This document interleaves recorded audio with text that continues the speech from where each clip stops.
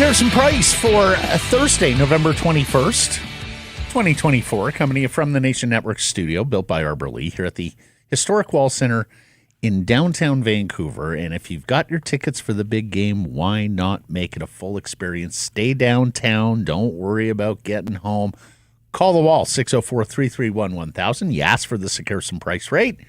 Some blackout dates apply based on availability. Matt Sekeres alongside Blake Price. Four-time Juno Award winner Mike Rogerson, hitting switches, conducting things with intern Jacob Fraser. We got a big show coming up for you.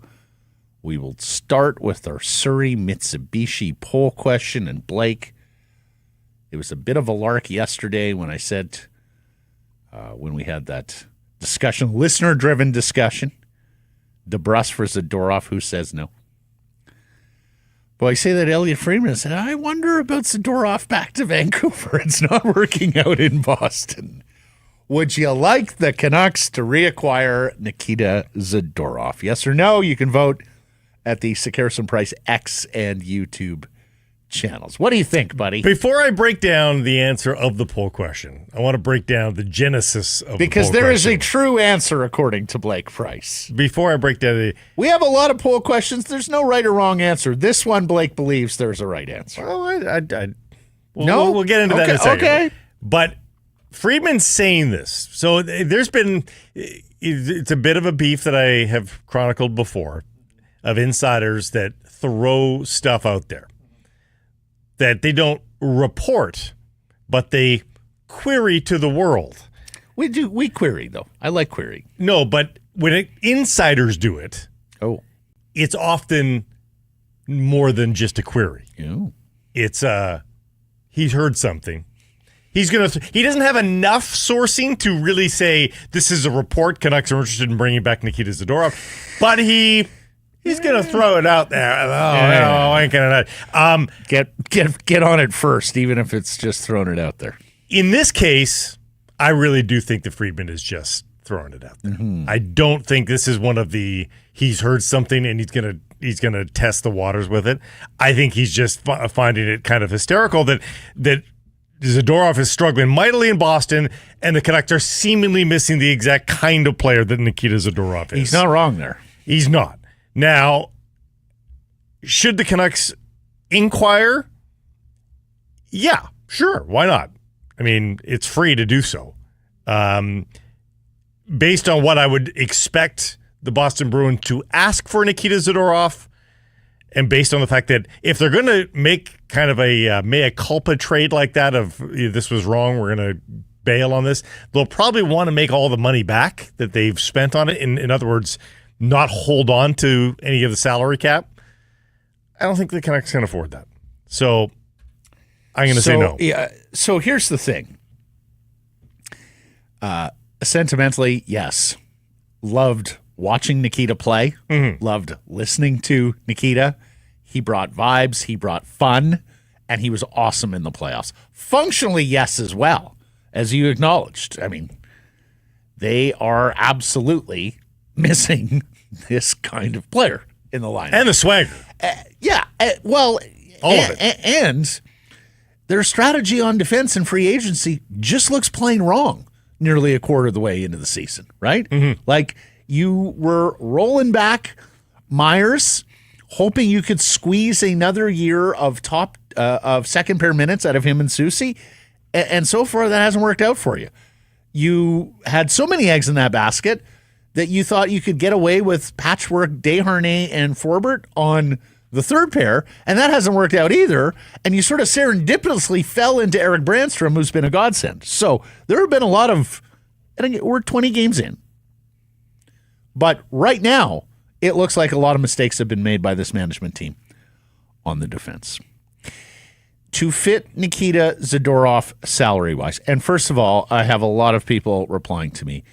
Folks, there is no way the Boston Bruins are going to retain even $1 on Nikita Zadorov. You do not retain salary on a player you've just signed for 6 years. 20 games deep. Yeah, no, exactly. It's not happening. Zero chance. Now, look, most of this is zero chance spitballing to begin with, because in order for Nikita Zadorov to make it here to Vancouver, let alone if it were to be for Jake DeBrusque or Danton Heinen, I've seen those combinations out there, you would need 2 general managers to admit 2 separate mistakes with 2 different players. Doesn't happen very regularly in the NHL. Rutherford and Alvin have admitted mistakes. In fact, they're probably amongst the quickest in the NHL to admit mistakes and move on, as we saw with Daniel Sprong and some others during their tenure. But it is very much spitballing. That's not going to happen. Nils Höglander would not be enough for Zadorov in terms of making the salaries. Remind them why, work. though, because people are probably thinking, it's pretty close. Höglander makes $1.1 million. Not $3 million yet. The $3 million extension kicks in next year.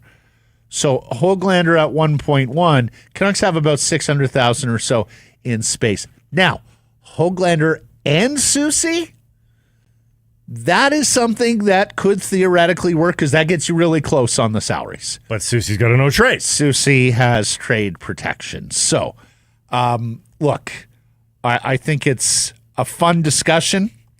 I think the more that Zadorov struggles in Boston and the more we've got issues with this defense here in Vancouver, I think you're going to hear more about defense names coming here, including Nikita Zadorov.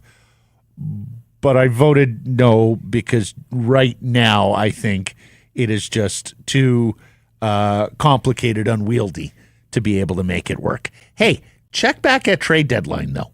Huh?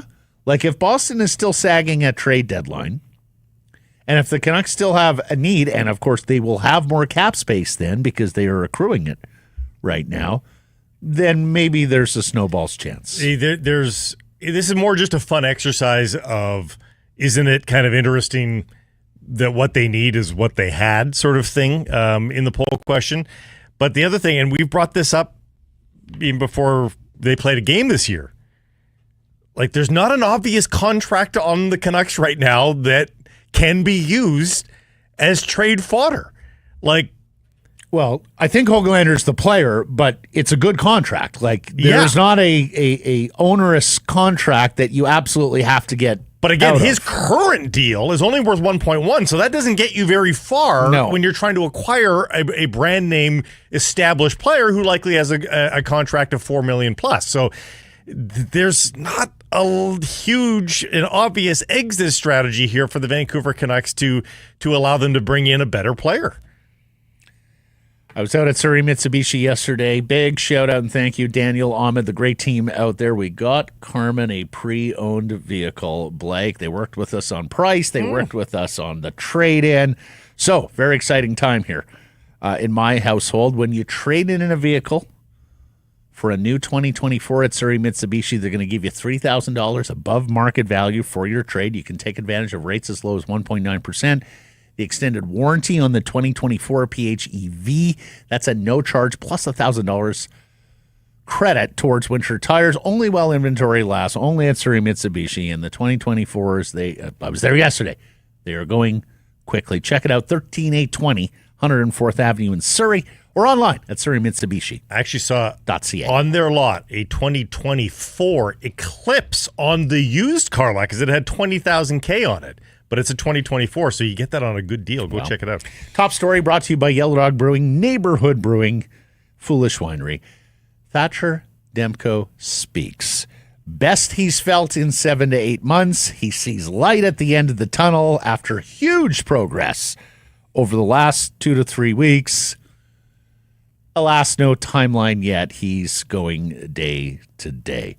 But it's fantastic to hear from the Canucks Vezina finalist goaltender again. It is the first time we have heard from him since training camp, when he felt like he wanted to personally go out there and specifically tell everyone about this unique popliteus injury. Of course, he did not identify it as popliteus at the time. At the time, no. He has now. He said the P word. He did. So, look, that is awesome. We anticipate he's going to play on this 6-game trip at some point. doubt it's Saturday in Ottawa, but maybe next week v. Boston. Of course, he played his college hockey in Boston. Or Pittsburgh, we'll see. But the big question, and I was glad reporters asked it of him yesterday at UBC. It's one thing to come back, and I've heard it so many times from Canucks fans, from you, from some of the others that we have on the program. The question is, once he's back, can he stay back permanently? Because we've seen this before with Thatcher. He came back for the playoffs, and he was quickly once again out of the lineup. And the finish line isn't mid-April either. No, that's exactly hope it's beyond that. Right. So he was asked about that. He addressed it. Here's what Demko had to say.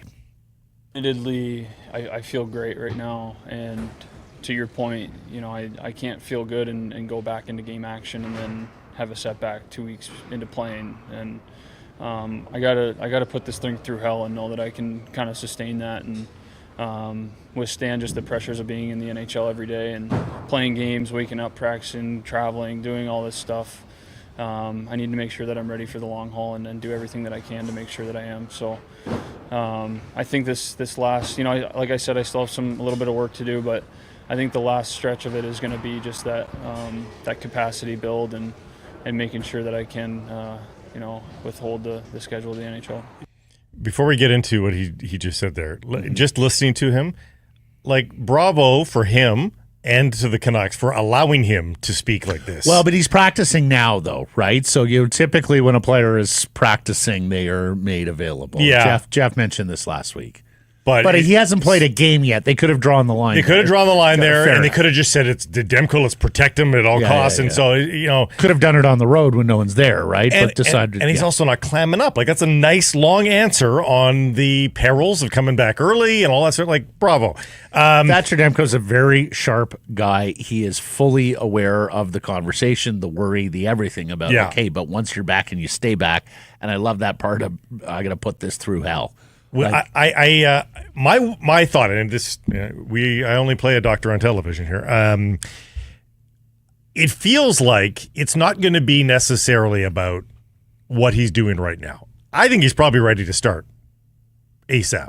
But what they can't go back to is his old workload. Mm-hmm. Right. I think the only way to get him to mid-April, to get him to mid-May, is that when he is back, you don't treat him like Thatcher Demko anymore. Jim Rutherford has outlined this previously, that they've got to monitor his workload, not just games, but what he's doing in between games to make sure they don't. And with Lankin and Matt, I think more than ever, they should have the confidence to do that.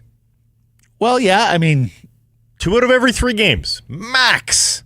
Mm-hmm. 3 out of every 5. If Lankinen plays as he did in those first 9, 10, however many starts it was, absolutely. But that's when Lankinen's at his best, when he's not the guy. And that's been proved in the last couple of years in Nashville. Yeah. Here's the other thing, and we discussed this yesterday. Thatcher Demko coming back is not a magic potion that makes everything well. He admitted that he's not going to be perfect upon return. This is a long layoff. This is a goaltender who hasn't played in a competitive situation since last April. Mm-hmm. So we're 7 months on here. He addressed that, and again, I thought he gave a very honest answer. Here's Demko. That's the stages of rehab. You kind of work your way back into some goalie skates, and I'm seeing pucks from the Twins, and Sergei was out there a little bit with me, and then I come out here and things are moving really quick compared to those guys. So it's another step up, and I have to get acclimated at this level, and then obviously the game is a different beast. So I know that it's not going to be perfect my first or second game back. I have to be able to manage my expectations in that regard, but just do everything you can to make sure that transition. Yeah, and that makes sense. Mm-hmm. Have reasonable expectations of yourself. You'd hate to give up 4 goals in game number 1 and then, have the mental part of it leave. So it's good that he's got that part screwed in nicely. He also gave an interesting answer about wanting to do this for his teammates. Let's take a listen and come back and discuss. Yeah, of course. I mean, you want to be out there for your teammates. I mean, I'm not really doing this for me. I think that's what the basis of playing sports is trying to be there for other people and help your team succeed and do whatever it takes to do that. So it's hard to compartmentalize that and stay focused on my task and not get too judgmental internally. And you try not to guilt yourself into tricking yourself that you're maybe farther along just so you can get back sooner, things like that. But my teammates have been great. The coaching staff's been great with just not really putting pressure on me. I think they know that I probably do that enough on my own, and so they've been all very supportive, and that's been huge through this process. Like, how many times have we talked about a player coming back too early from injury because they feel some sort of obligation to be out there for their teammates and play through something that is, in fact, hampering their performance, effectively not being honest with themselves? That the one part of that answer there about trick myself into thinking I'm being guilt myself, seems to be a lot of that going on with the Canucks right now, right? Well, at Demko, you've got Miller, who has recognized, look, I'm not helping matters out there. Time to take some time. We see this a little in the. I guess the NBA is the leaders on this, best in practice. In some cases, maybe it's gone a little. Pendulum has swung too far in the NBA with load management. Of course, this isn't great for the ticket buying public when it's star players who you're showing up to the rink to see. But I think this is sort of the next frontier of professional sports, particularly when leagues, owners, commissioners are going to ask them to play 82 games plus playoffs, right? And we hear this in just about every sport now, that the schedule is so big and so busy that athletes are now having to take a longer-term view to make sure they have the stamina and are able to keep up with the demands of the really important ones. And we've had that discussion here in Vancouver about, need them healthy for the playoffs, not for a Tuesday night versus Columbus. It sounds like the Vancouver Canucks are putting this into practice here, and I think they're a little ahead of the NHL curve. I love that he's saying it. I think it might be historical what he's talking about, like when he's saying, I've got to, Well, yeah, but you learn from your mistakes, right? But my point is more that I still think he's playing in the next 2 to 3 games. Well, yeah, but by the same token, he'll have missed a quarter of the season in the first 2 months. What I'm saying is I wouldn't hear him saying that and going, oh, he's really still going to let this steep and he's going to take it even slow from here. I think he's close. I think he's really close. Yeah. But I think he's talking about the process why to it's this taken state. to this point. Yes. To this point. Yeah, and that's the good news. Is he hasn't felt that need to push it, and I think Lankinen's play probably helped that as well. Yep. But I think it'll be rattling around in his head in the second half of the season as well. When there's no doubt there's a psychological barrier he has to get over here now too. When the games get more important and he feels a little something, and I mean a little something, and that's the thing with any athlete in any sport, you feel a little something. Yep. And of course we've been taught, you play through the pain, it's okay. Yeah, but when your body is your workspace, effectively, your tool, your instruments, like you feel something. Do you play through the pain, or do you tell the trainers? Your moneymaker. It's and here's the thing, delicate balance, especially given the unique nature of this injury. Again, no hockey player has documented this injury in the past. Yeah. So you are treading new territory here, and to that there is good news. Demko said yesterday that he's not going to have to adapt his style of play. He talked about how shortly after training camp in Penticton, they were able to specifically and finally understand what was going on there, that he got a good, clear picture, that there were different options available to him, that there was some trial and error there, and he wound up finding something that really worked. And as he tells us, he learned a lot about anatomy over the last couple of months on this popliteus. Here's Demko one more time. I've, gotten pretty educated anatomically. I think it's important too, and obviously through this process, I've been forced to. So, I'm not going to get into the details of the feelings of things or different maintenance techniques or what have you mechanically that I can do, but just know that I know everything about the popliteus and all that stuff that goes into it at this point. That's great. Great answer. Great answer. He was in great spirits. He participated in a very hard skate yesterday with the Vancouver Canucks and would not be doing that if he wasn't close to returning. And we mean skate. Like he did all of his regular goaltending things, but then they went for a skate and the goalies joined in and he was one of them. I mean, those of you watching can see it right there. Like he's going at her. Yeah. So, and they're not letting him do that, as you said. They're not letting him do that if there's still questions. Right. Rick Tocchet said he's encouraged by Demko's recent practices.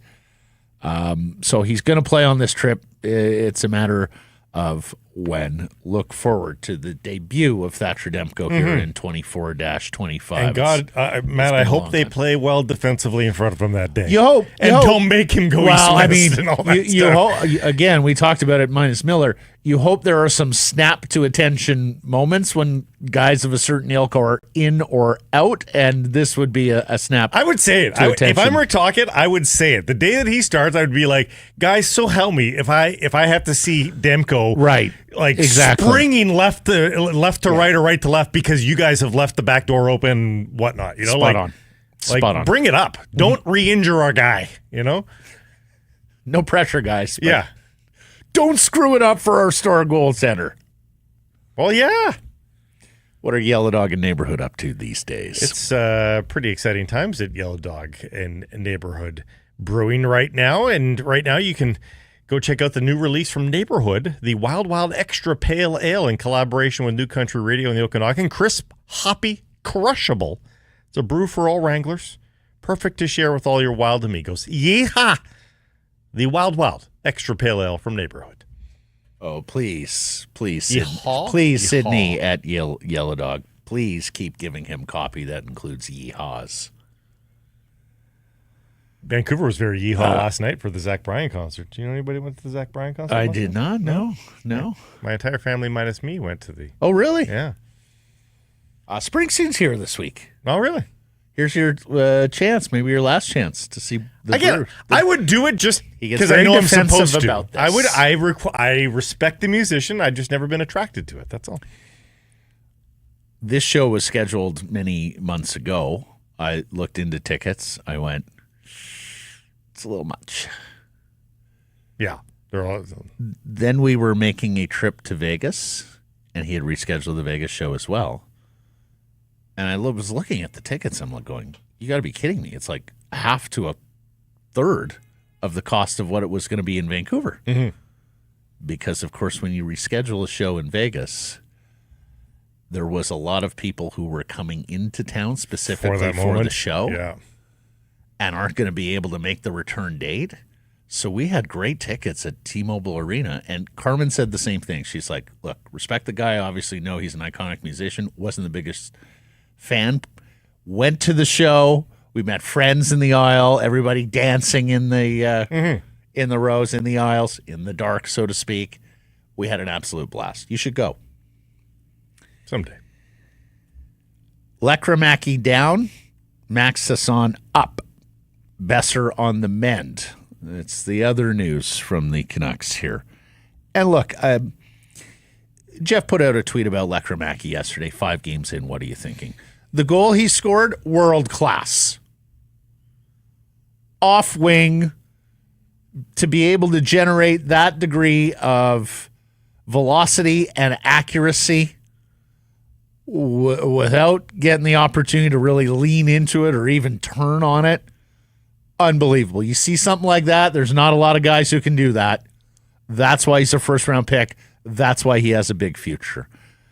The rest of his game, I think it's fair to say was not quite up to NHL snuff. And, we looked at this and said he's played 13 games of North American pro hockey in the AHL. Yeah. He's probably not ready.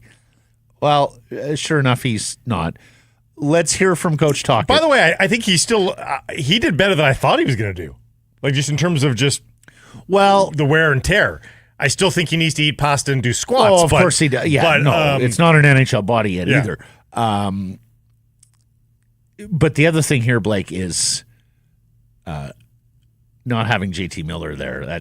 That completely changes the equation for him, right? Because unless he's going to play with Pettersson, now you're not playing with a centerman who has the tools to make you look good and play to your strengths. Plus, he wasn't shooting the puck. Like it was 3 shots, I want to say, in the second or third game was the high. There wasn't a ton of attempts. And, well, Coach Tocchet explained some of it here. Here's Rick on Lekkerimaki being sent down. Or is it on sent down? No, this is from yesterday. The report card. The report card. I think we've thrown a lot at him. I think, whether he stays up or not, we can't be afraid to make sure that we develop him properly. I think his play without puck's gotten better defensively. Now he's got to be more instinctual in the offensive end. I think he's a shooter, and sometimes shooters just want to shoot and they kind of stand around. I think he can be a little bit more involved in the offense of going to certain spots, maybe getting to the net, maybe being a bumper play, maybe going behind the net. Like he can do other things, and I think sometimes he just wants to be a shooter. And I think that's probably the next level for him. But he's obviously a talented kid. Yeah, I mean, that makes a lot of sense. That's all he had a lot of things rattling around in his head. I think he wanted to make sure that he was doing decently defensively, and it sounded like he was doing that, but maybe at the expense of being creative offensively. So a little static, perhaps. But, again, he's a kid. He'll figure that out, and I'm sure that report card gets sent to Manny Malhotra, who then reminds the player down there, this is what they want to see out of you going forward, and he works on that. Yep. And I understand what Rick is saying, like the deferential part, just, okay, well, I'm going to pop a squat and hope somebody gets me the puck so I can shoot it. At some point, I would suspect that coach is like, he's got to move his feet. It's always about moving the feet. So 2-4 on this homestand. But as JPAT notes, haven't lost a lot of ground in the Pacific standings, just the 1 point. It's a terrible division right now. The division is very blasé. Vegas loses 3-0 in Toronto with a Leafs lineup that was missing a number of parts.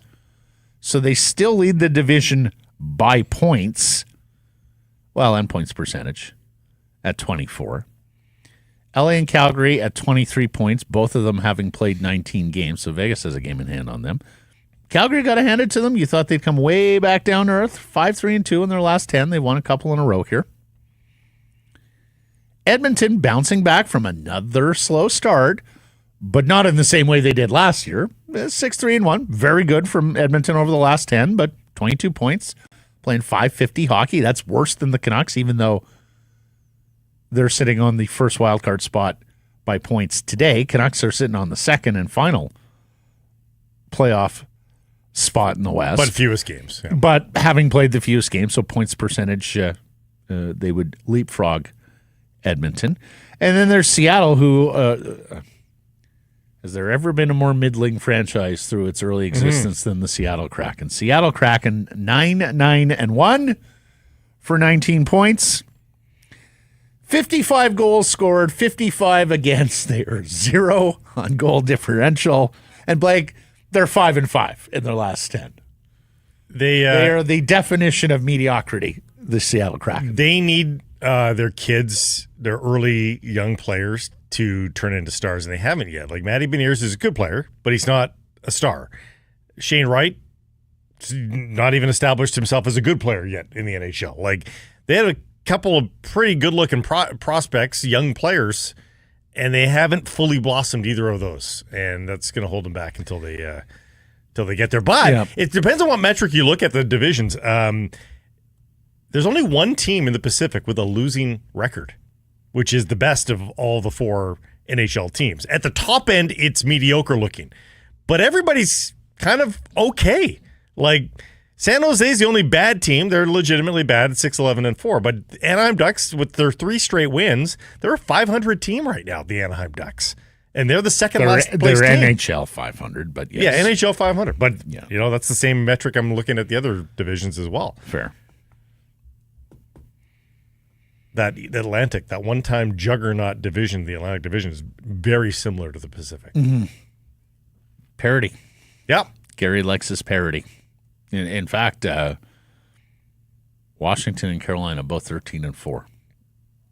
Capitals have an OT loss in there as well. Yeah. But Tocchet was asked yesterday about finally splitting Soucy and Myers, and it's pretty clear he's not going to go there yet. He talked about how Soucy has to get his confidence up.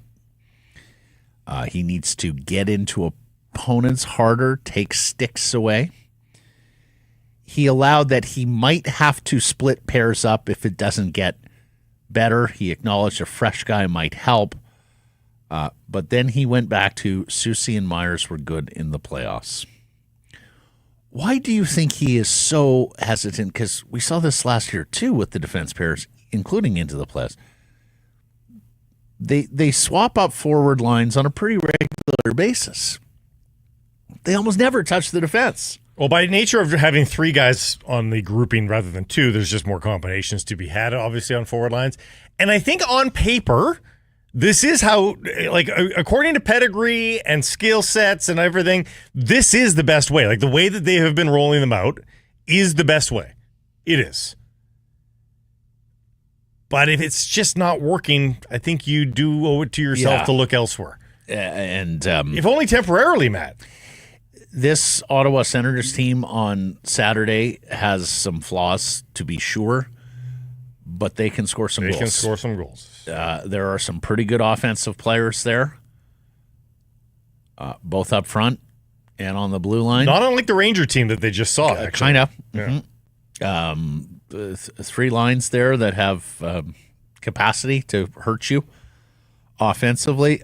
This is going to be a test. This will be interesting.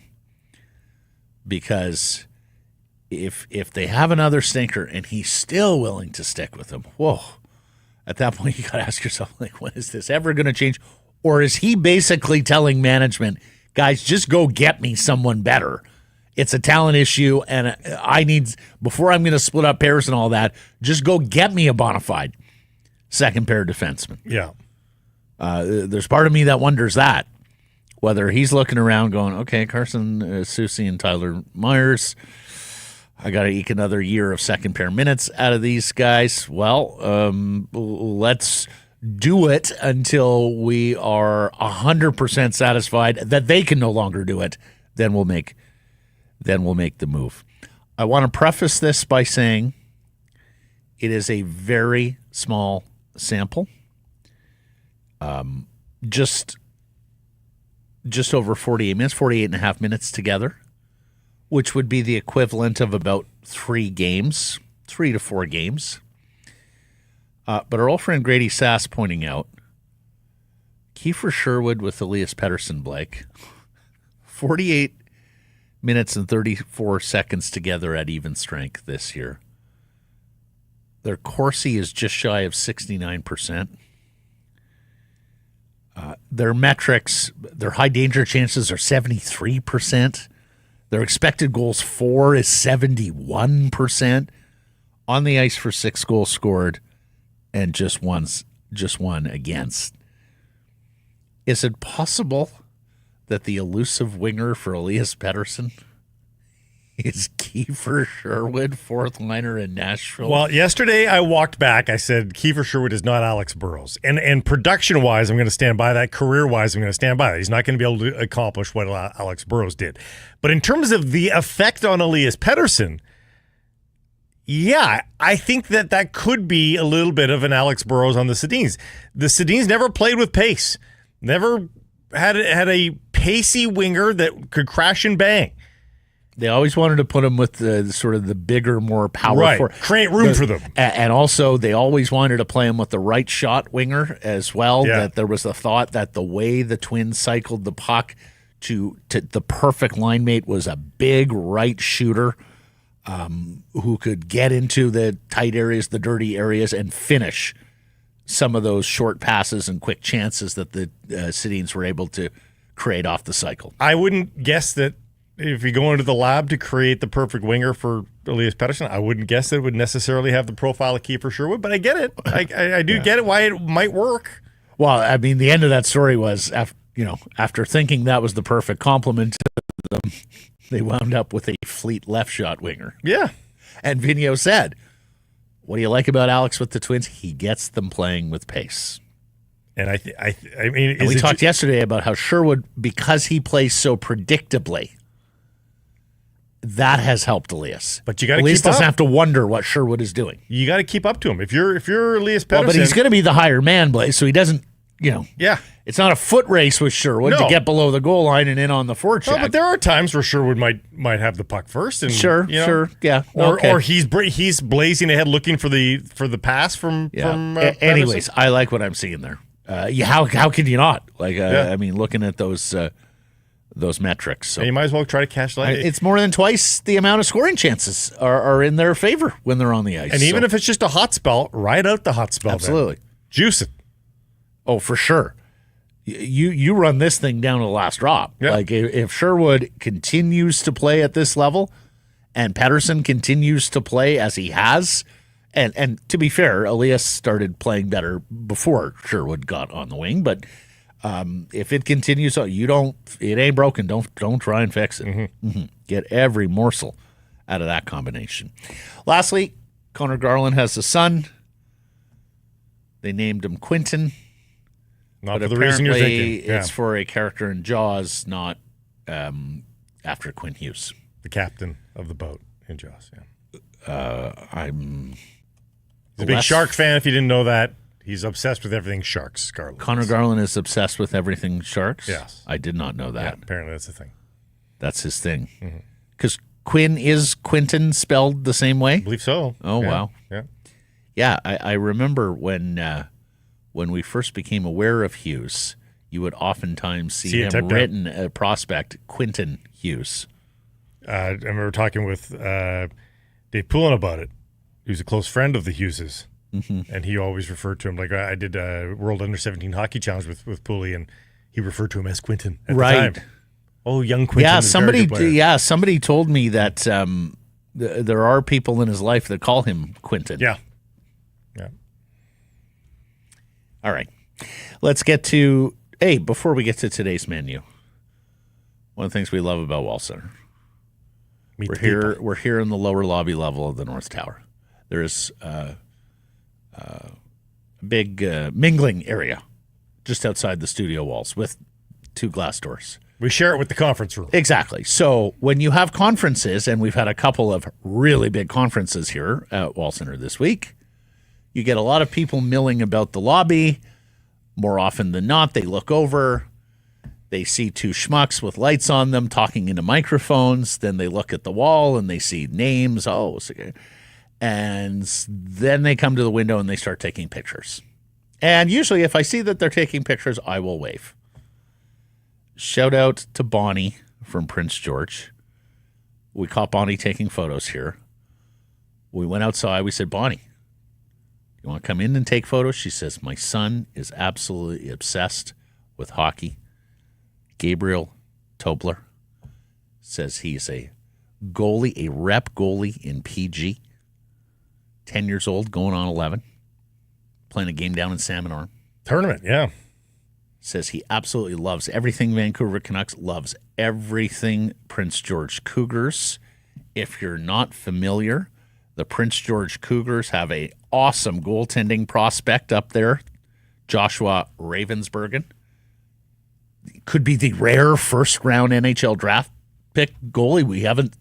You don't see a lot of that anymore, the first-round goalie. But Ravensberger is 6'5". He's a North Van-born kid. He actually took the job from Ty Young, the Canucks prospect. Right. He was that good. That's why they had to have a plan for Ty Young, because he wasn't going back for that. Exactly. Game. And Ravensberger is not even 18 years old. He turns 18 years old next week. Anyways, he's gargantuan at 6'5". Plus, He may very well be the first goalie chosen in our first-round pick in June. So we wanted to shout out to Gabriel and wish him well on his hockey journey. Mom and Dad are doing everything they can for you. Including the backyard crease. Exactly. We hear Dad built the backyard crease, so good on you. Okay, menu brought to you by Greta. And what an awesome spot, pregame, postgame. Your steps from the stadium and the arena. We're going to have some Canucks Army viewing parties there later in the year. Stay tuned for that. They got the street food menu. I would very much recommend the smash burger, the arcade, which surrounds the bar, gives it great sounds too. Weekly drink specials. Greta, the place to be, 50 West Cordova. Let the games begin. Big show today because we have 3 guests. Patrick Johnston is going to join us. He's done some reporting on the JT Miller front. So we'll hear from Patrick on that. Rob Williams is going to join us. Rob was on Grey Cup Beat for the first time. He had his eyes opened. Got some video of pitch invaders. But we'll also talk hockey, of course, with Rob. And Ryan Rigmaiden, the new general manager of the BC Lions. And look, Ryan has been a guy who has worked behind the scenes for the Lions in 2 different stints now. And this is really his big coming out party, his big introduction to Lions fans writ large. Now, really personable, approachable guy. We found that at training camp. Spent a lot of time talking to Ryan on the sidelines at Thompson Rivers University in Kamloops in training camp. Now he's got the big job. And so we thought we'd bring him on and ask him a bunch of questions about where this Lions team is going on the coaching front. Of course, they're looking for a head coach on the Vernon Adams trade front. And how he's going about how he's going to go about working the mechanics of the job as BC Lions GM. Okay. Bet365 time, Blake. Proud partner of Securis and Price. Absolutely delighted to have Bet365 with us this season. Where are you headed? What do you think is custom for the over-under in an NFL football game? Mid-40s? Yeah. So when I took a look at the menu today and I saw 36 and a half for tonight. I was looking at it too. I can't help but cheer on fun just a little bit, so yeah. I'm going to take the over. Yeah. I was going to go over as well. Then I saw that Mike Tomlin is 26-6-1 all time against the Cleveland Browns. I got to say, I like the way that Pittsburgh team is playing right now. Yeah, hard not to. I don't love laying points in a divisional primetime game. That was always one of the big ones that the sharps would tell you. You always take points with the home divisional underdog in a standalone game. But I'm going to break that rule, and I don't like laying 3.5 either.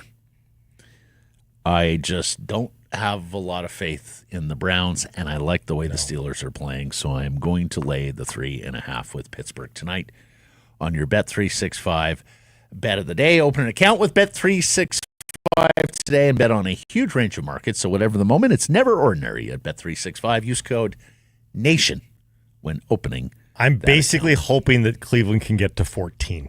That would be my guess. And I think Pittsburgh can take care of the rest of the points. So if Cleveland gets to 14, Steelers need to get to 23. Yeah.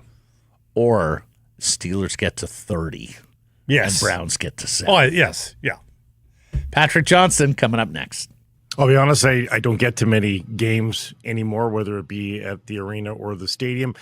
Ticket availability cost, it's a bit of an issue these days. So I prefer to go where there's atmosphere and I know I can get in. Greta Bar YVR. Soak up all the atmosphere with your fellow fans and enjoy a great night with a great street food menu.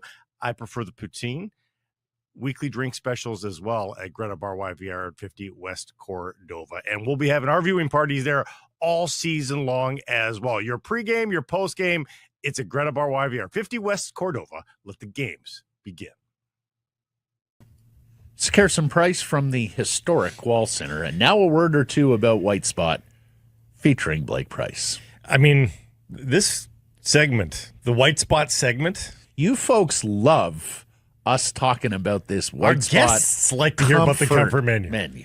Our guests salivate. Literally, we brought people on. PJ he's gonna be like wiping drool from his chin when he comes on. Every day we got people in the comments talking about how much they love White Spot. All I gotta say is mini Yorkies, chicken pot pie, braised beef burgers, pot roast. It's every night, Sunday night at home.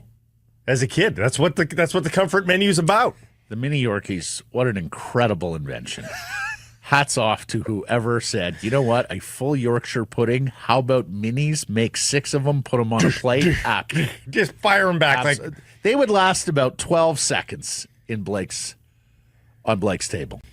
Visit your local White Spot today. Here's Patrick Johnston, Canucks beat writer for the Province. Look at the drool. Look for the drool as he comes on. Oh, the beard, I forgot. It covers up the drool. How are you? Oh, I wish I had a mini Yorkie right now, guys. Holy Who doesn't like a mini Yorkie? You've done some reporting. What are you hearing on JT Miller? I do reporting every day, Matthew. True. You've done some reporting specifically on this topic. Sometimes you and Ben Kuzma split that up for the Province and Post media. What are you hearing?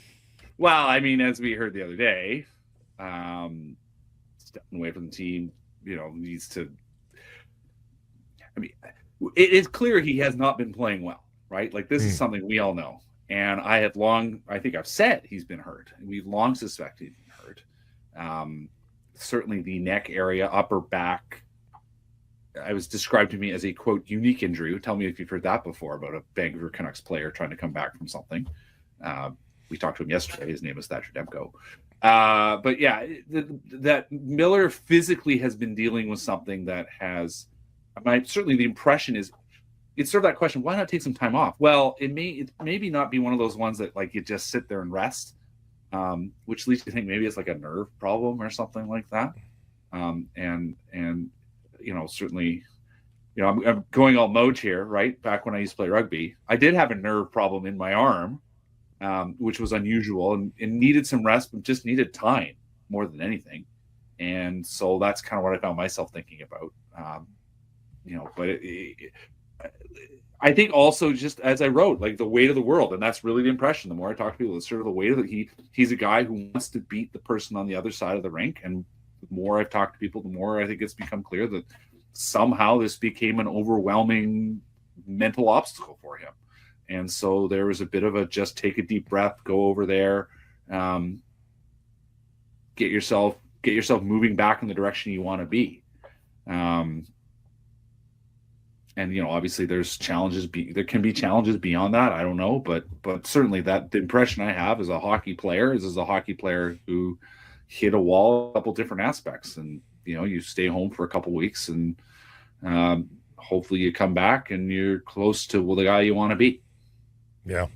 I hope it's not. I'm familiar with nerve issues too, and it's not fun because you're right. There's nothing you can do. Physio really minimally improves things. It's just time. So I hope that's not the case for him. But that would mess with you if you're a pro sports player that needs every facet of their body firing on all cylinders. So in the meantime, they've got to figure out a way through this for JT Miller and now on to the other injured guy, but the guy whose prognosis. Let's just before we move on to the next injured guy. What does this do for Elias Pettersson? Because does this become Elias Pettersson's team? Like, is there a direct line of JT Miller's not here? This is Elias Pettersson's time. Yeah, it certainly is. It was literally the thought I had. I mean, listen, has been playing better. Like totally. Like 8 points on the homestand for like a guy that has finally found a way. Now the skating still isn't there. I'm still not sure he's 100% himself. But a guy that they need to find his way back to where he has been, and they need on him more than ever. And you look at a guy that has been producing, and what else?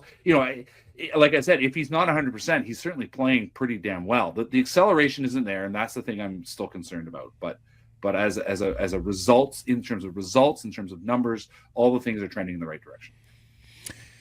Do we see Thatcher Demco next week? Does he make his season debut next week? What do you think? It seems like, I mean, listen, at the beginning of November, it was sort of mentioned to me, listen, if it all goes well, we will see him by the end of the month, essentially.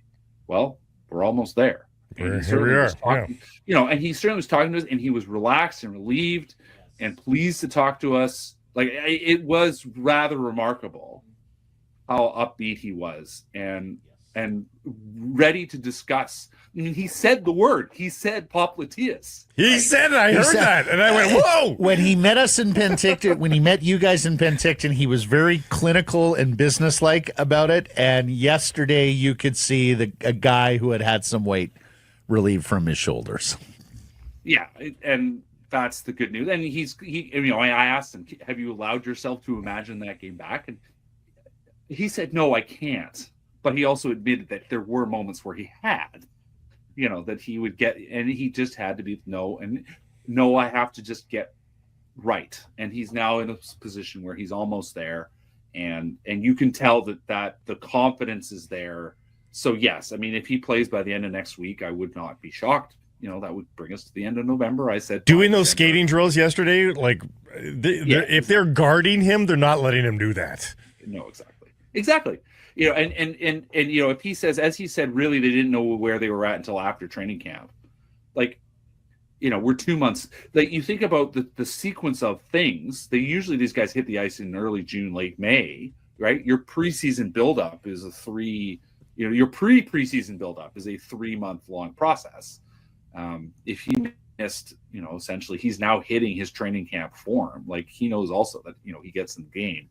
He is probably not going to be as good as he would like to be. He is very aware of that. There's just no getting around that. But yeah, like I said, the body language, the smile, the willingness to talk and talk and talk and talk. I mean, he would have talked for longer. He did actually have an appointment to go deal with. But, and on the podium of missing players, we go to the third spot and Brock Boeser. Same question. Do you expect to see him in the next week? It sounds like it if all goes well. I mean, it sounds like he's traveling from what I've been told. Sounds like he's traveling. And certainly yesterday they had to meet with, Taka was pretty upbeat, said that, I have to meet with the doctors, but was optimistic. And I get the impression that certainly sounds like they're going to go that direction. So yeah, I'm not sure he'll play on the weekend. Max Sasson called up this morning. I think also aside, listen, Jonathan Lekkerimaki showed well. I thought J-Pat was smart to say that here's a 5-game sort of report card. Let's find out where he's at. Always in awe of J-Pat. And he was right on the money because, look, he's had it that he needs to add some weight. To succeed in the NHL, you can't get ragdolled. He was getting ragdolled here and there. Obviously scored a wonderful goal. He had some great instincts with the puck. I think he was starting to find his way on the power play. But now he's seen what the NHL is, right? This was the taste. Now he can go back and turn himself into an NHLer. So, him going down was, to me, a pretty clear sign that Boeser's imminent. Is whether he returns in Ottawa or he returns, say, on Tuesday, that does seem likely. Max Sasson, Max Sasson's a very smart kid. I can tell you that much.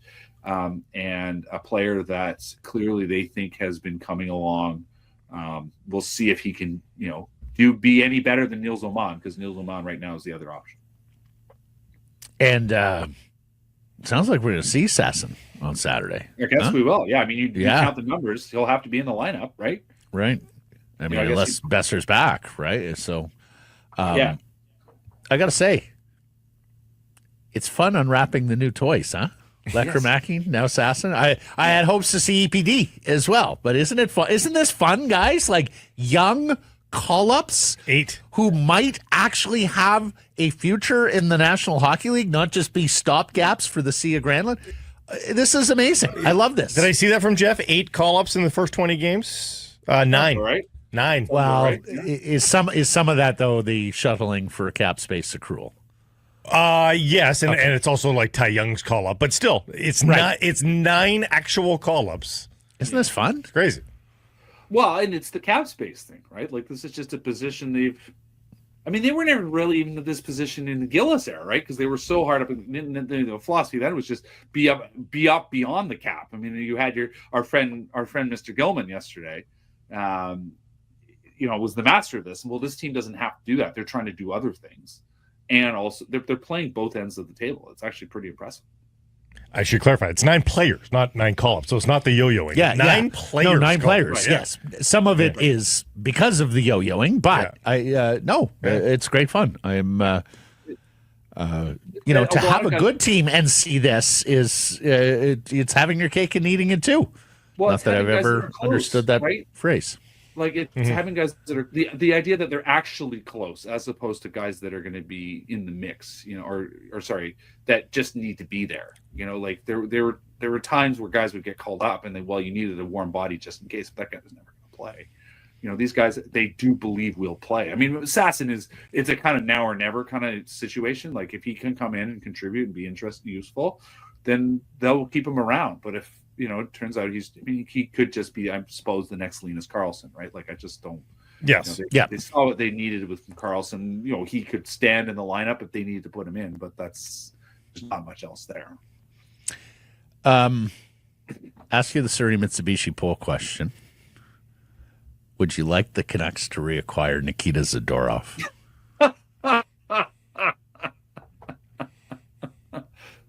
Oh, what a mess in Boston. Holy smokes. Yes, just for the fun factor. Yes. I'm not sure it actually makes the team any better. Well, maybe. But anyway. Okay, so let's just leading the rush, just to see him lead the rush again. I will take it. So this has obviously got some tongue in cheek to it, but let's just play it out for a second here. So you mentioned things are a mess in Boston. I'm not sure they're loving their free agent signings there. Now, it is super rare for an NHL general manager to admit a mistake after 20 games of a player. In fact, Jim Rutherford and Patrick Alvin might lead the league in terms of admitting a mistake and getting out of it quickly. Yeah. So on the Canucks side of things, I know Patrick said, hey, we love Nikita, I just didn't have the cap space. That was in the context of a defense core where Carson Soucy was a viable option on the second pair. And Carson Soucy is looking less and less like a viable option on the second pair. So when he was accounting for his cap space, he thought he had a pretty good player at 3 1/4 in Soucy for this year and for next year. Zadorov is more than that at 5, needless to say. Yeah. But I also wonder whether Zadorov's an upgrade over Carson Soucy. What do you think? Do you think there is any realm in which the Canucks were to circle back on Zadorov if Boston were to make him available? Well, and who's the salary going the other way? Because that would need to happen. Well, that's it. Nils Höglander is not enough. Like right now, you would need more to balance out salary. Nils Höglander next year, $3 million works, but not this year. Yeah. Yeah. I mean, it's the 5 times 6, right? Like that was, it was the term basically that was the difference.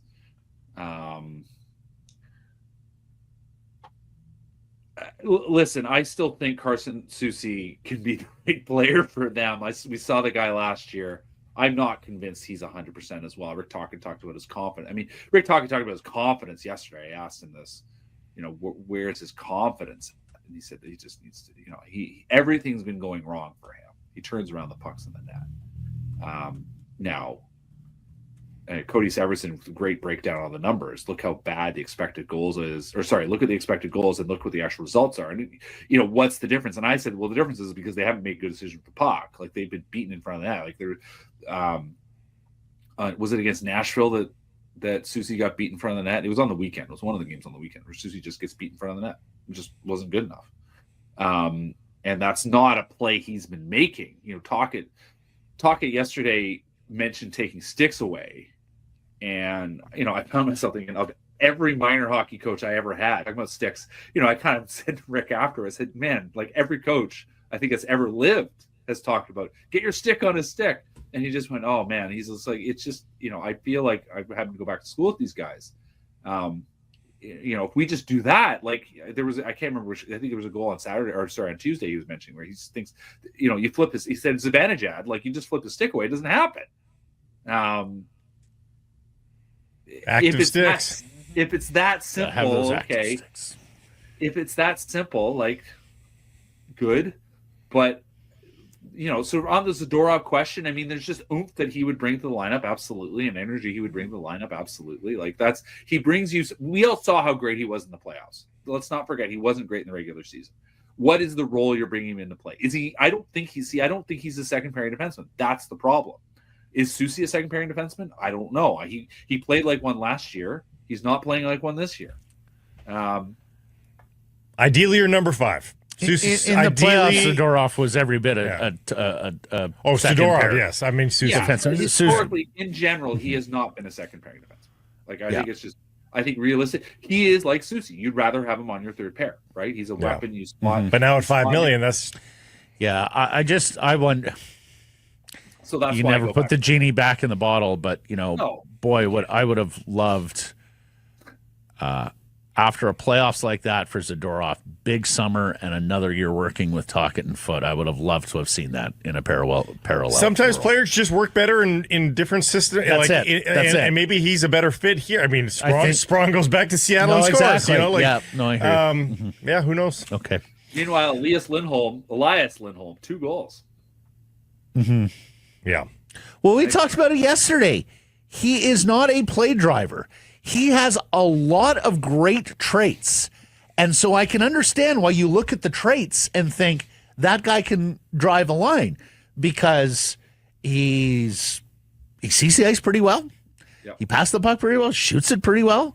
He's got some degree of size. He's really good defensive player. So you look at it all and go, wow, what a prototypical second line center. He can drive a line. But the thing is he's got to play with good offensive players if you're going to get the most of them. Yeah. And I think Boston and others may have miscalculated on that. I just don't. I mean, listen, I notionally you can play with Pasternak, but is he really a first line center? Like, I just don't think he's a first line center. He's not a first line center. No. Anyway, I think Boston in the end is kind of running up to the wall against the wall of roster structure. Like they just don't. There's just not enough there anymore, which is surprising because they were making it work last year. Well, except I think their goaltending has really been the deodorant there. It has been elite for several years, and it's not this year, and I think that's costing them. We've got to go. We thank you for your time. Always fun. Always fun chatting with you, Paige. Until next week, buddy. Take care, guys. If you are struggling with things like managing stress, anxiety, relationships, or divorce, reach out to the counselors at Advanced Counseling. Book your free initial consultation today at advancedcounseling.ca. Some price from the historic Wall Center. When last I saw Rob Williams, the national sports editor of the Daily Hive and its Offside Sports Vertical, Blake, I was leaving the Grey Cup press box to take the elevator downstairs. And all of a sudden, I hear this big roar from the crowd, and I'm like, they're in a commercial break. What could be going on in there? And then I turned to the Daily Hive, and I read about the Grey Cup streaker. How you doing, Rob? She was a brave soul. She was quite brave. Yeah. Full Monty. And just sort of, she wasn't going to lead them on a chase. Your first Grey Cup, how did you enjoy covering it or the uncovered parts of it? I'll tell you first about a lesson I learned when I think I was like 8 or 9 years old, and I was going to like my first ever BC Lions game. And I think we left the game a little bit early, and we were on the SkyTrain going home, and somebody with a transistor radio or whatever was listening to the game and said, the Lions had tied it up. They were losing. They tied it up and they went on to win the game. And I learned a lesson that day that you never leave a game early. And that was another, not that you were leaving the game, Matt, but you don't turn away from the game early. Yeah, fair enough. You might miss the highlight of the game. So exactly. Yep. No, put me on blast. I deserve that one. E's and O's that I took the early media elevator down. But I understand you got video. I understand the Daily Hive procured video of this young lady as she walked. She didn't even run. She walked across the field. I hope all your listeners know where to go to get that sort of information. Yeah. So, I mean, if you look at the video, there's a lot of people with their cameras out. There's some people that were closer to the action that caught video. I didn't include that in the story, but you can find it online. Is it still called streaking if you're walking? Because the streaking part is sort of... Well, I think the streaking is the act of taking off the clothes. Is it? Okay. No? I've had this discussion before with people that have run on the field that weren't quite naked. It's like, okay, are you a streaker if you run out and you're underpants? You're an invader, pitch invader. Right? Yeah. Or you're merely a pitch invader, or you know what I mean? Like, where do you draw the distinction? So I've had that discussion on similar articles in the past, but I don't remember the last time someone.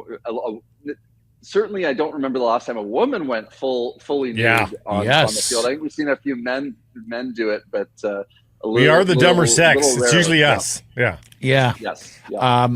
Cambridge Dictionary: to run naked through a public place in order to attract attention. So it does appear as though run is part of the definition, and thus we can't call her streaker. Just exhibitionist? Is it just an exhibition at that point? Maybe she was just nude. Yeah. Mm-hmm. A nude invader. Boots. There was a nude. She was wearing boots. Yeah, fair enough. Are you nude if you're wearing boots? These are all good poll questions. Like, write this down. Anyways, August poll questions. Yeah. Glad you enjoyed your first Grey Cup experience, Rob Williams. It was awesome to see you and Noah Strang there. Okay. The problem with the Canucks defense. Well, the problem. There are many problems with the Vancouver Canucks defense. We were talking yesterday. Split Hughes and Roenick, shake up the bottom four, or do they even have a solution, Rob, to what ails the defense? Yeah, I mean, I thought it was interesting yesterday with Rick Tocchet I think it was a question from Noah Strang about, like, are you considering shaking up the D pairs? Like, are you considering trying something new? Because everyone sees that there's a major problem on the back end. It's that second pair is not being good enough with Myers and Soucy, and yet they keep trotting out virtually the same pairs. The first pair with Hughes and Hronik has not changed. They've been very good. Myers and Soucy have been terrible. They've stayed together, and then they've kind of shuffled some guys in and out of the third pair. The problem is, what do? There's not really a great solution there. So that's why I say, like, they don't have a plan B this year. Like last season, they did, right? If you had, Zadorov, you had Zadorov on the third pair.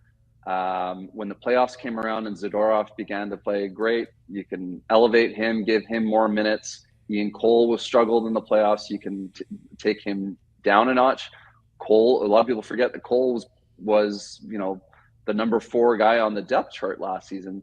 And this, effectively, you had 4 guys that could kind of share those minutes, could kind of, not just in terms of number of minutes, but how tough those minutes are, right? And I think that's probably an area right now where you've got your third pair that you're sheltering, and now all of a sudden, all the heavy minutes are going to Myers and Soucy, whether they're playing well or not.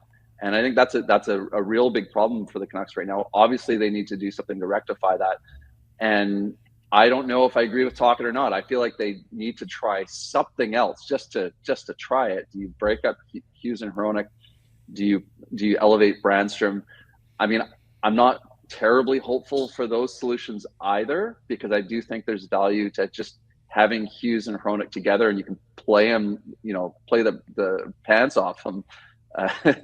No pun intended with the Grey Cup streaker there, but you know what I mean? Like, so they don't really have a great secondary option, but I do think they need to try something just to see if the off chance if it works. That was intentional. Don't lie. What about the confidence? There's no confidence in the defense pairs right now. How about confidence in the backup keeper in Artur Shilovs? When do you expect to see him again? How about Nikita Zadorov? Let's ask him, what do you think, Rob? Like Zadorov, if he's available in Boston, you got an appetite for Zadorov 2.0? Yeah, I mean, I do. I still think that contract is a little bit scary to me. I mean, it's 6 years, $5 million per season. That's a lot of years for Zadorov. He's 29.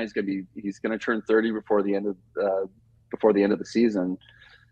you're paying him then till he's 35, and I think everyone still has those images, those great images of Zadorov in the playoffs, and boy was he awesome. But he has not been a bona fide top 4 defenseman throughout his NHL career. So has he just magically found what he's missing? Doesn't seem to be in Boston. Is he just a great fit under Tocchet? Maybe, right? So I would be interested, but I think, you've got to make the money work. So who goes the other way? Like, do they send Jake DeBrusk the other way? Just have a do-over for both teams? But they're going to have to make the money work. So is Boston prepared to eat some of this salary? I think that becomes a lot more palatable. Or like, who goes the other way? So they'll have to figure something out there. So definitely intrigued, but I'm not exactly sure, how you make that all fit together. So I'm convinced that that Demko's playing in the next couple of games here. Have we seen the last of Shilov's for a bit? I mean, whenever Demko's back, I think Shilov's is absolutely going to the AHL. And to be quite frank, I think it's needed. I think I'm not comfortable with him in net at all. The last 2 games, even the game against Chicago, in which he only gave up 1 goal and made a lot of saves and they won, especially in the first period, it just felt like an adventure with him in net. Like, he is sliding all across the crease. I sit next to Kevin Woodley in the press box, so I kind of get the double check of like, I'm not crazy, right? Like, he's kind of out of position, and Kevin kind of is like, yeah, like he seems to be losing his net a lot. I thought we saw that, especially last game. I haven't even got to the point shot issue, which is plagued him, even when he was playing really well in the playoffs last season. So I think he needs some work in the AHL for sure. I don't know if it's probably just a bit of a crisis of confidence based on the way this season has started.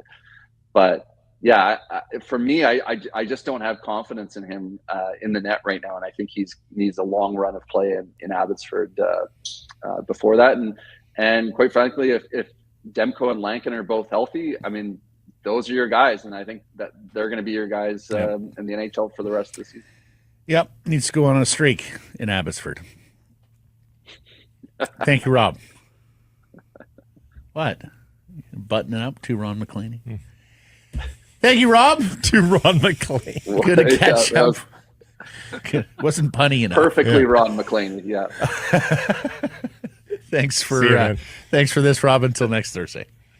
It's happy hour on Sekeres and Price. Today's beer of the day from Yellow Dog, the High Five Hazy IPA.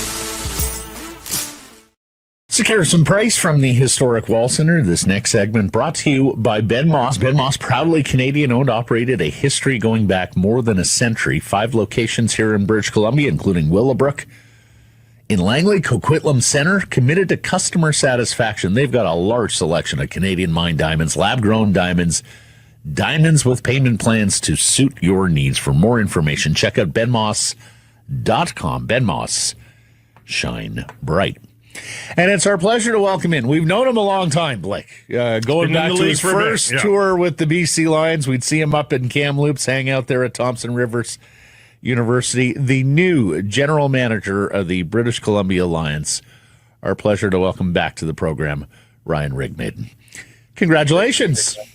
Thank you. Appreciate it. What's the last 24 hours been like for you? Surreal. It's been a whirlwind. But exciting, and I think I said yesterday in the press conference, this is a dream come true for me, and I really mean that. So this is where I wanted to be. As a young scout, you dream of these kind of opportunities, and here it is. So very excited. I'm not sure the market knows you all that well. You've been one of the behind-the-scenes guys, the guys beating the bushes and finding the players.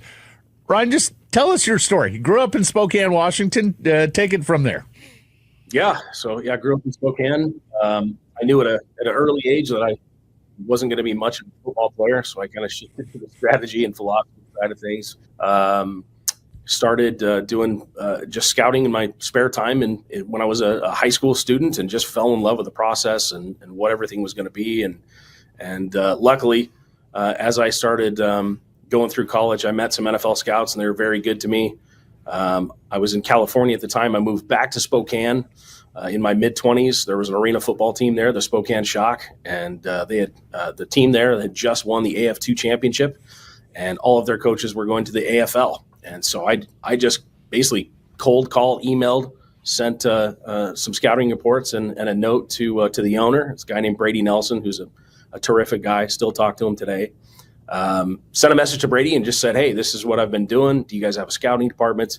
He brought me in for a quick interview, gave me a department, essentially, worked my way up to the general manager spot there. We had tremendous success, and then started doing area scouting with the BC Lions in I think 2012. I think 2013 was technically when I was hired, and started moving up there. I think Wally hired me as director 3 or 4 years later, and just kept moving up the chain. And so here we are today. Who did you connect with the Lions? Who was your CFL Jeff shepherd? Smith was the regional scout. Right. Jeff's a great guy.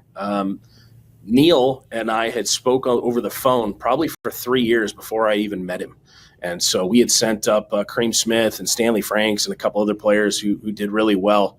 And so I think by the time Jeff was ready to retire, I think Neil and I had a little bit of a friendship, and obviously had some success with bringing these arena players up here. And I think it was just a logical progression. And so it worked out well.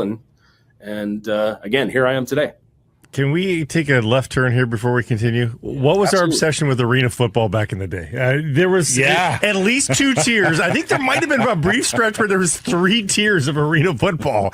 Like there was like 50, 60 arena teams in the United States. Is it a thing still, do you know? It is. So and you're exactly right. So when I first started, we were in the AF2. The AFL was the biggest league and the most profitable, and certainly paid the most. In 2010, Spokane jumped we won a championship in 2009. And then in 2010, we jumped to the AFL. And luckily, as a rookie franchise in the AFL, we won a championship there too. But the IFL is still going strong. The AFL came back last year temporarily. And then there's, I would bet there's 5 or 6 other arena leagues kicking around. That's crazy. Is it heartening to know that sort of the persistence and hard work and stuff pays off in this league? That, I mean, we've seen it with the Lions before, Brendan Tam and Neil himself, and now you, just that, putting in the hard work, the ladder exists and you can climb that ladder, and it's not always the case in life. Yeah, I think it's, this is the success story that we're all told when we're young, and if you chase your dreams and have the passion for it and work hard, that good things are going to happen. So it's something that I tell my daughter, hey, this is what I've been working for my entire life. And here we are. Neil is a tremendous success story of, he's been here for 29 years and he worked himself up from the ticket department, and now he's the VP. So yeah, it's still something that I imagine American and Canadian values is you work hard and you're going to find some success. Did you have this on your menu? Like when you started scouting, did you think I'm going to take this up and I'm going to be a manager one day?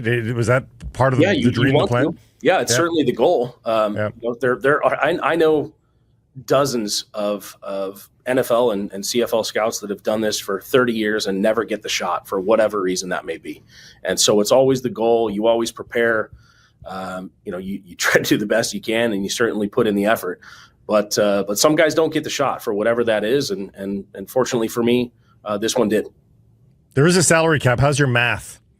It's good. My Excel spreadsheet math is better than my math. Yeah. So that's what we have programs for this. A lot of tools. Absolutely. They used to tell us in school you won't always have a calculator, but we always have a calculator. I beg to differ. Yeah, right. We always have it.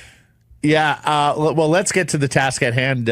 You have a coach to hire, Ryan, and maybe you can tell us what the process is going to look like here. Like, are you and Neil going to be interviewing and vetting candidates and making recommendations to Amar, or are you going to be bringing candidates to Amar for his interview and his vet? Yeah, you bet. It's going to be a vigorous process. And so the vetting has already started. We've already scheduled interviews with a handful of candidates. We have to wait for permission for a handful of others. Yes, Neil and I are going to conduct all the interviews. At the end of the day, this is Amar's team. And so we'll make a suggestion, and ultimately he makes that call. But obviously our input is something that he's going to be counting on. So, you get very few shots at being able to do something like this, and you largely have to get it right. So finding a leader, finding somebody that sets the tone and sets the culture in this building is something that is maybe the most important thing that we do. And so it's something we take serious, and we're already on it. I understand Jordan McSimic, the offensive coordinator, is a candidate. He is. Okay. What about defensive coordinator Ryan Phillips? He is. Yep. Matter of fact, I just talked to him. Yep. He'll be interviewed. And all these guys have ambitions for the job. It's not default; they want to do it. Yeah, I just just like I was saying, I think as a young scout, you have that goal. I think as a young coach, you have that goal as well. Naturally, there's a progression. Usually, position coach, some kind of coordinator, and then a possibility for a head coach. I think Jordan and RP are ready, and we're going to let this process play out and pick the best candidate. Would Rick be given permission to talk to the Elks if the Elks want to talk to Rick? 100%. Yeah, 100%. Has that happened yet? To my knowledge, no. Usually this information goes through the presidents first, and so there's a chance maybe an email was sent last night, but I haven't talked to Dwayne this morning, so it's a possibility, but to my knowledge, no. You guys have been very upfront about trading Vernon Adams. So first of all, can you just let Lions fans know why Vernon on the trade block? And secondly, are you worried about the fact that everybody knows you have to trade Vernon Adams and that you're not going to be able to get full value for a quarterback who in the early stage of this season was probably the leading contender for MOP? Yeah. Well, let me say this first. So VA and I, we go back maybe more than any player on this roster, and maybe any player I've had any kind of personal contact with. I think I put him on the neg list when he was 19 years old. I've seen him grow as a player and as a leader and as a man. I have nothing but respect for VA, and I can't tell you how much I love this kid.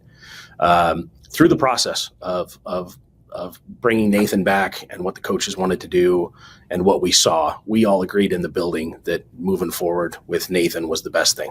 He's a little bit younger. Obviously, he's a Canadian. That factors into everything. And we just felt like this was the best course of direction for the team. So it's nothing against VA. I think Neil said it right. It was truly, 1A, 1B. Throughout the course of the season, we felt like we could win with both of them. I feel like every CFL team would love to have a quarterback like VA and could win with VA. And so, yes, we do have to trade him. Talks have already started with some clubs, and we'll make the best decision for the club. You got to whip up somewhat of a market, though, right, Ryan? You've got to get a couple of bidders here in this process. Yeah, I mean, I think it's already there, to be honest with you. Again, multiple clubs have already called. It's not my job to whip up the market because I think VA has already done that. He's a good player. He's a good leader. I think everybody likes him and would love to have him. So where that market goes, that's for the future to be decided.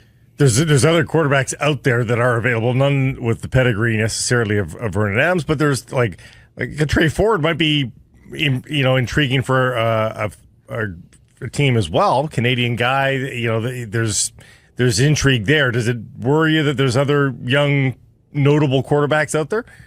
Yeah, I mean, it's always a concern. I think the reality is, VA's resume and what he's done, what he's been able to do, and the ascending nature of his game. I personally, I think I'm biased, obviously, but I think he's the best quarterback that's going to be for sure. And yeah. So, I don't think that's really deniable. Trey's an exciting young player.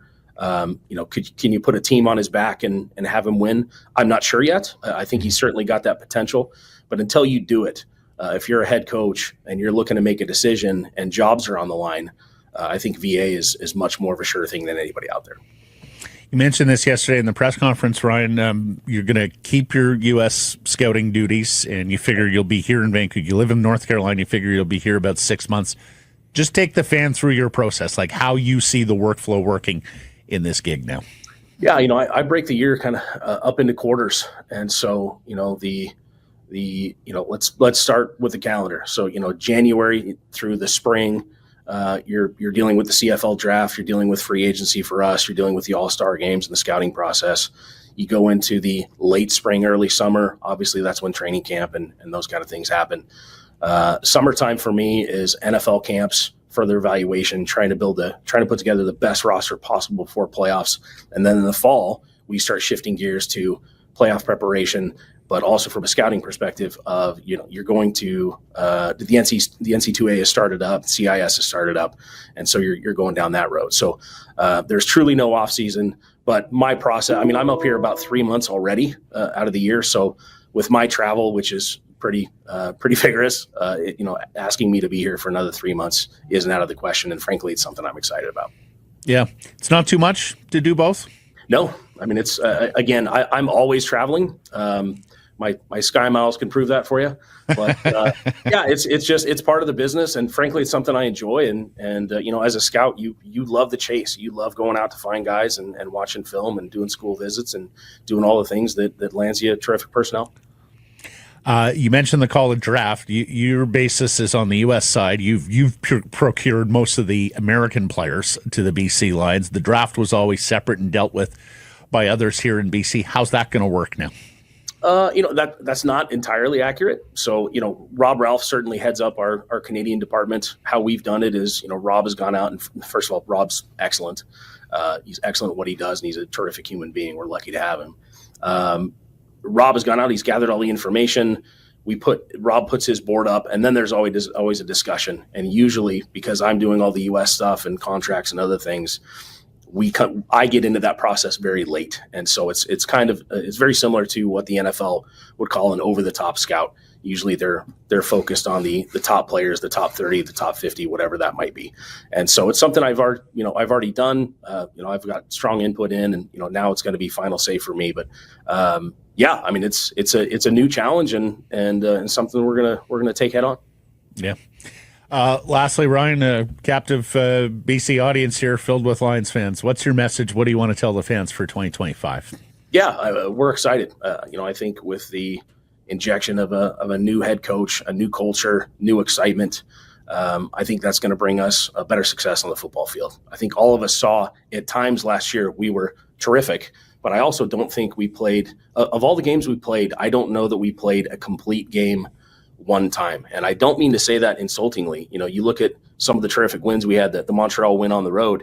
I think we had 4 turnovers that game, and we're still able to have a huge win on the road versus, I think, the best team in the league. I think they had 12 wins at the time. So as good as we were very inconsistent. And we do think adding a new head coach with a new message, bringing some new culture, adding some toughness into this building is going to be the difference from what we saw last year and then the 2 years before.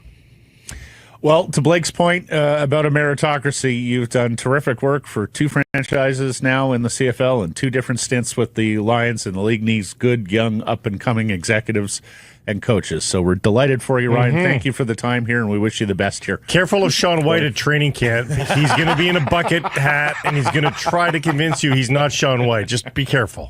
I've taken the bait before. Yes. Yeah. No, thank you guys. Good. Great to talk to you guys again. It's always good to see you. Take care. See you. Sick Harrison Price from the Historic Wall Center. You can text us 778-402-9680. Email live at sickharrisonprice.com. All of it goes to the Great Clips inbox. Great Clips. It's going to be great. So, since we recorded that interview with new Lions General Manager Ryan Rigmaiden, the Elks have requested permission to speak to Rick Campbell, and that was granted. They need permission because Campbell was under contract to the Lions for 2025. They've also asked permission to speak with McSimic, the Lions offensive coordinator. That sounds like it's to join Campbell as the coordinator, though. No, I think it's for the head coaching job. Yeah. And Farhan Lalji saying Buck Pierce and Jordan McSimic are the front runners here. He says Campbell and Mark Kalam, a longtime Calgary assistant, are the front runners in Edmonton. I know everybody played dumb during Grey Cup week, but I think this has been in the works for some time. Number one, I think it's smart career management for Rick Campbell. You want to feather the next nest. And I think when it became clear that G-Roy wasn't going to be the full-time GM in Edmonton and that they were looking for Ed Hervey, of course, they were a duo here in BC. Ed brought Rick to BC. They go way back in that organization. That was wise for Rick to move on, understanding what was going on. I don't think here. there's any impropriety, though. Apparently, Rick in private was going up to people and going, apparently I'm going to Edmonton. Like I'm sure. I know. I'm sure I'm the not saying plans that. were, I'm just saying it's a small league. Yeah. I'm just saying it's a small league. This happens a fair bit. Like, Omar Doman and Dwayne Vanneau wanting to not enter the process on all of this because they were hosting Grey Cup. That's all well and good, but other organizations are going forward with their processes for hiring new GMs and head coaches, and you're subject to that if you're going to ultimately make a change, which they have here. So, and for those wondering, Amar Doman did not attend the press conference. He is out of the country. He's been out of the country a lot here recently, actually. Well, the other parts of his business are moving and shaking right now. So yeah, very much so. We talked about that deal he did to buy a U.S. lumber company not long ago. So we were both sitting here going, hey, Geno Smith as runner for the Seattle Seahawks. Of course, he scored that awesome game-winning touchdown for them against their big rivals, the San Francisco 49ers, showing pretty good burst as well. They've got the Cardinals in a huge one Sunday because, of course, Arizona is leading the NFC West. Everybody is right there still in the mix for the NFC West. And look, you don't have a long-term investment in Geno Smith. He's still got some legs there. He can still help you. Make the defense account for him as a runner. And if he happens to get hurt, well, then you're going to go on to Sowell and you may Sam Howell, and you may well be looking for your future franchise quarterback in the offseason. Bottom line, we're in the part of the NFL schedule where you have to lay it on the line if you're in a playoff battle, right? Like, you can't be playing the long game here anymore. Everything to win this game at Lumen against the Cardinals on Sunday. You haven't taxed him running wise. No. So he should be, his legs should be relatively fresh. I love your little misspeak though. If he does get injured, you sell him. Yeah, you might sell if he gets injured. Here's the interesting thing about this game. The Seahawks are building it up. The Seahawks keep saying, this is the biggest game of our season. Yeah. This is the biggest game that the Seahawks have played in recent years, really, a non-playoff game that the Seahawks have played in recent years. Like, they are building it up. And I don't know, that's kind of cagey. I don't know if it's a good idea or bad idea to build up your, what is this? This is their 11th game of the season. Mm-hmm. But it's not untrue. And does that put pressure on the Cardinals then? By building it up and making it and admitting this is a huge game for us? Yeah, well, look, they've got Arizona in 2 of the next 3 games, Blake. Yeah. They're in Glendale on December 8th. And right now they're leading the division, and the Cardinals have not often been in this spot. So it's going to be interesting to see how they respond. The other thing here, Abe Lucas, the right tackle, played his first game of the season. It says no worse for wear, so that's a fantastic sign because the offensive line has been so terrible this year. Rashawn Jenkins as well, the safety, has done well here. So nice to see some players coming back and a little better health because God knows early in the season, what was that one game? They're missing like 6 guys in the front 7. Mm-hmm. So, they've had to go there. And of course, there's still guys who are out that they will miss, but this is a reasonably healthy Seahawks team for late in November, coming off an enormous win. I don't think you can understate the gravitas of that win, having not beaten San Francisco in so long, for it being a division game in a tightly packed division. It was nice to see them capable we called of that, it a must-win. honestly. Yeah, exactly. We called it a must-win, and really, that was kind of a referendum on Geno and the franchise. If you lose that game, you're probably looking towards next. You're still in it, but I think you have to be serious with yourself and start planning for a longer term. Feels like forever since they stepped up and won a big game, and they did that last week. Can they win a bigger one now? Yeah, exactly. That would really breathe some life, some belief back into a fan base that I think has had more than its fair share of doubts, and particularly when you see how many of them have sold tickets to opposing fans here this season. And the good news is, between these Cardinals games, Blake, they get the Jets next week. The disarray New York Jets, who don't just let fired down. their general manager after firing the head coach earlier in the season. The owner has taken a firm hand in all football decisions. Blake, he's in offensive meetings, and he asked his staff about benching Rodgers when they were 2-2. The good news for Jets fans,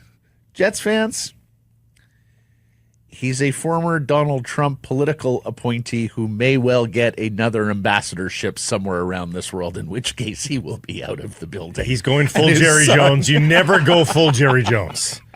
But you used to want to play down to the Jets. They played down to the Giants and lost. You don't want to play down to the Jets. What's the best fix for the Canucks defense? It was our Surrey Mitsubishi poll question on Wednesday. The options here, Blake, were split Hughes and Hronik, shake up the bottom four, none of the above. What won the poll? I know. This one ran close. This will be tough for him. People don't like the idea of splitting up the big two that much. I'm going to say shake up the bottom four. None of the above. Oh, really? Edged it out. 41%. Shake up the bottom four got 38%. Split Hughes Hronik got 21%. Trevor's done a lot of thinking on this. Okay. Good on you, Trevor. Hughes Myers, defensive zone faceoffs. Brandstrom Hronik, offensive zone faceoffs. Susie Juleson, plug and play. Hughes gets the puck up the ice quicker than anyone. This is why I think he's fine starting on those defensive zone I like faceoffs. that plan. I don't mind that. No, well done, Trevor. Well thought out. Craig, time to split up Hughes and Hronik. Hughes is good enough to play with anybody. He doesn't need Hronik. Ivy, split the Myers-Susie pairing. The next game, the Canucks should healthy scratch Carson Susie and bring back Desharnais or Forbert into the line. I've quibbled with that word reset. Carson Susie might need the traditional NHL reset. You know, like let him watch a game. I don't mind that plan. I really don't. Talk it as we discussed earlier. It's not going there yet. In fact, he's not yet going to splitting Myers. No. In fact, he's reticent to make any changes. Like the way they practiced yesterday, it's the same old. He got asked the question yesterday, and it was a very well-formed question. I want to say it was no strain, but I could be wrong there. And the question was basically, Rick, I know it's easier to switch up forward combinations, but have you thought about actually making some changes with the defense pairs? You've talked about this. We talked about this in the playoff series last year, Blake, just how slow he was to make an adjustment and change things up, particularly with this defense pair. And then cap space, Andy, speaking for all the none of the above voters, get 3 new defensemen. Just well, 3 might be a little ambitious, Andy. This is not EA 2024. Yeah, exactly. Let's start with 1. Let's matriculate to 2, and then we'll see where we go. Yeah. They're not exactly easily obtainable. Errors and omissions from yesterday's program.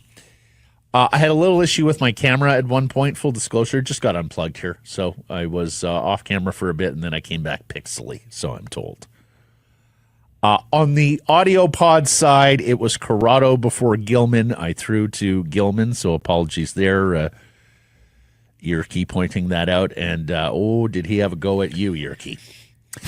We were discussing millibars, the unit of measurement for atmospheric pressure because of the super bomb cyclone. Yeah. Blake said milli, meaning 1,000. Yerke corrects. It means 1,000. He's right. I responded to him on social media appropriately. You hate him very much. Thanks for joining us, everybody. Appreciate you spending some time and connecting with us. Please do subscribe to our YouTube channel and wherever you get your podcast. Follow on social. That's X, Insta, Facebook, TikTok, YouTube, and Blue Sky. See, I'm getting tripped up by the Blue Sky. It was big enough as 5. Now we're on to 6. Live on many of those platforms, noon Pacific weekdays, and of course, support the community sponsors you hear us talking about. Keep it local. Hey, everybody, if you're enjoying what you're seeing here, then follow along with Sekeres and Price on YouTube. I promise more content coming. The kids call it subscribe on YouTube. Well, how about liking it? Do that as well. Smash it right now.